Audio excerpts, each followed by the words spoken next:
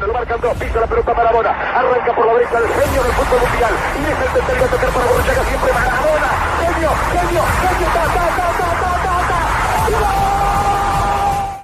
Greetings, football lovers, or bonjour, football lovers. Welcome to Ball Chat at the FIFA World Cup 2022.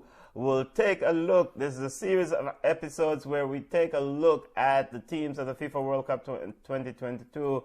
And today's episode will focus on France, Le Bleu, or the Blues. France looking to be the third team in FIFA history to win consecutive World Cup titles.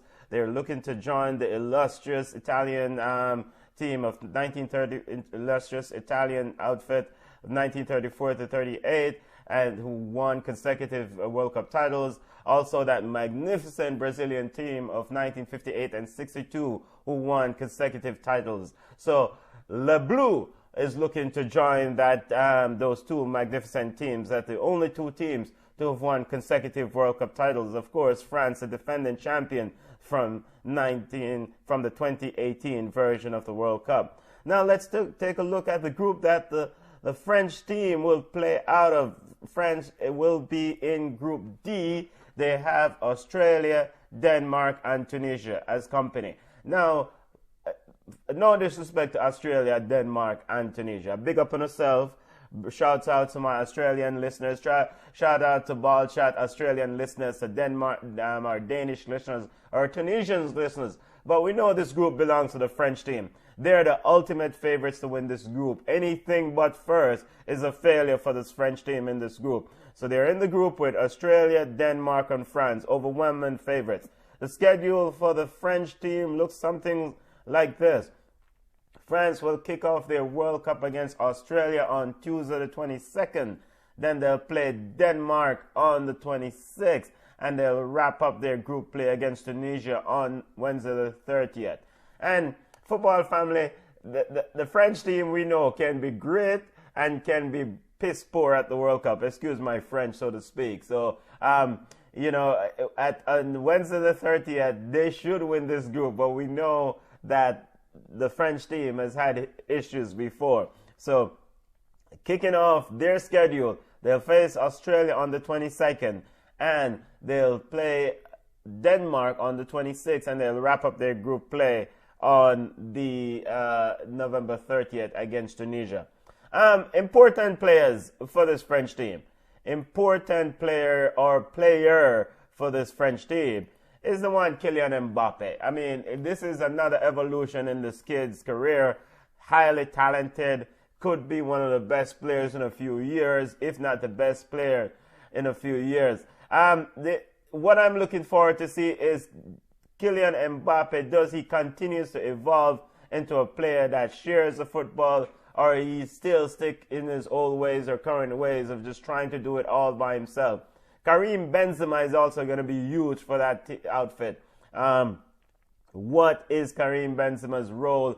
Olivier Giroud, Antoine Griezmann is also going to be huge. I know Olivier Giroud has been huge for them in the past in terms of finding goals at important moments. But this World Cup is about Kylian Mbappe and what is he willing to do into making his team successful. As a star, as a general, as a baller, you sometimes have to do other things. You don't need to score all the goals. You need to pick and find those other teammates. A big question mark over this French team for me, though, is the absence of the one Mr. N'Golo Kanté and the one Mr. Paul Pogba. N'Golo Kanté makes everyone's life in that midfield easier. And I am not sure that France can win this World Cup without an N'Golo Kanté type player in that midfield.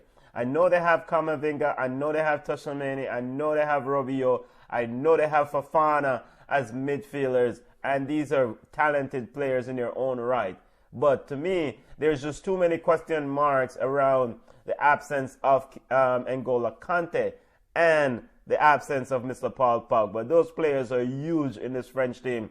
So I don't expect France to win this World Cup without those two players, especially without N'Golo Kanté. Huge players.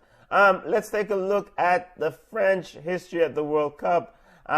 Let's take a look at how they've done you know, France's schedule again. Before we even get into their history, let's just remind our listeners of their schedule.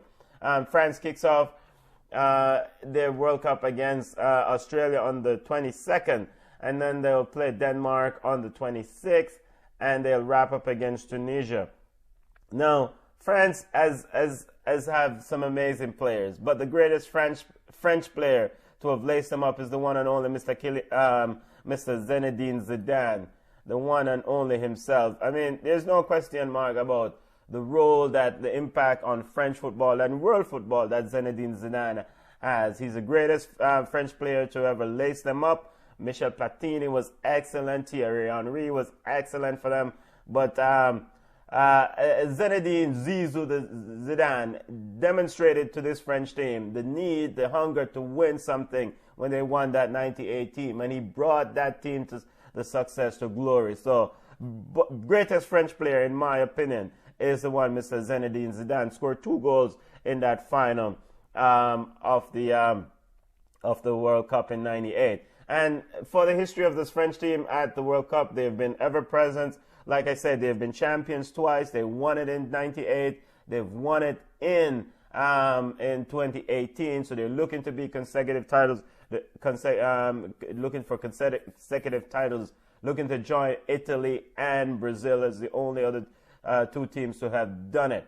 All right, let's take a look down memory lane, and the goal, that first goal scored by the one, Mr. Zinedine Zidane. Brazilian fans, look away at the 90. Look away, Brazilian fans. This is the goal scored by Zinedine Zidane at the 1998 World Cup to set the pace for France's first World Cup title. And basically what is happening, family, is there's a corner kick, and Zinedine Zidane ran all the way from the top of the 18. No one picked him up, and he just emphatic header into the corner of the net. Brazilian goalkeeper Taffarella had no chance. That was an emphatic header from the one, Mr. Zinedine Zidane, and that set the pace for what transpired into a 3-0 victory for France at the 1998 World Cup. Just to remind our listeners, France is in Group D. Australia, Denmark, Tunisia. France will kick off their schedule against Australia on Tuesday the 22nd. Then they'll play Denmark on the 26th, and they'll wrap up their group play against Tunisia on the 30th. A lot of question marks about this French midfield for my family. The absence of Paul Pogba and Kylian Mbappe is a huge concern. I don't see this French team repeating as World Cup champions. Let me know your thoughts in the comment section. Big up on yourself for me. Bless up.